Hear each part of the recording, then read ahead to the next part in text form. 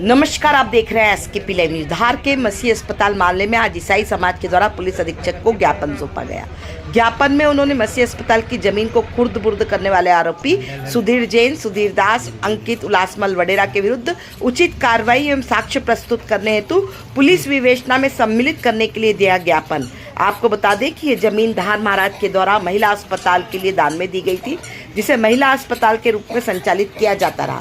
बाद में यह अस्पताल बंद हो गया और कथित लोगों के द्वारा इस अस्पताल की बेशकीमती भूमि को खुर्द बुर्द कर दिया गया और पुलिस कप्तान मयंक अवस्थी, सीएसपी सुजावल जग्गा के नेतृत्व में 4 साल से फरार आरोपी सुधीर जैन की विगत दिनों ही गिरफ्तारी हुई है, जिसके लिए भी मसीह समाज के द्वारा पुलिस कप्तान को बधाई दी गई और धन्यवाद दिया गया कि इस तरह के ईमानदार और कर्तव्यनिष्ठ पुलिस अधिकारी के अथक प्रयासों के चलते ही जनता में यह विश्वास उत्पन्न हुआ है कि कानून सबके लिए सर्वोपरि है। मसीह अस्पताल के मामले में आज ईसाई समाज के द्वारा ज्ञापन दिया गया। देखिए खबर है एसकेपी लाइव न्यूज।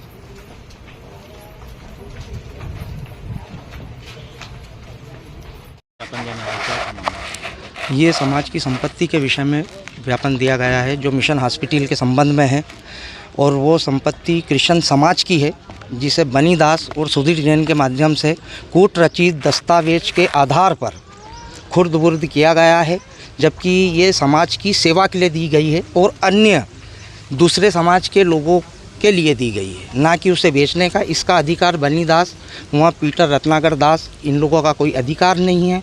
जबकि ईपी दास के सर्टिफिकेट बयान है हमारे पास में, उनको यहाँ पर संचालक नियुक्त किया गया था मिशन हॉस्पिटल में और रहने के लिए मिशन कंपाउंड में बंगलोज दिया गया था। तो बनी दास भूमि स्वामी कैसे बन सकता है? इन्होंने कूट रचित दस्तावेजों के आधार पर न्यायालय को भी गुमराह किया गया है और इन लोगों ने गुमराह करके झूठे आदेश प्राप्त करे हैं, साक्ष्य, उसके आधार पर हम उसे भी न्यायालय में चैलेंज करेंगे। आवेदन दिया आपने, क्या आश्वासन दिया सर ने उस पर कार्रवाई का आश्वासन दिया है कि इस पर कार्रवाई होगी।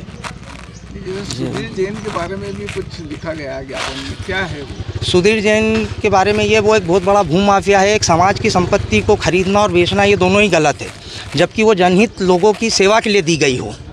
ऐसे भूमाफियों के लिए बिल्कुल शासन सज़ा प्रोवाइड करें उसके लिए। ये चीज़ एक नंबर के भ्रष्ट लोग, भ्रष्ट आकाश बेंजामिन।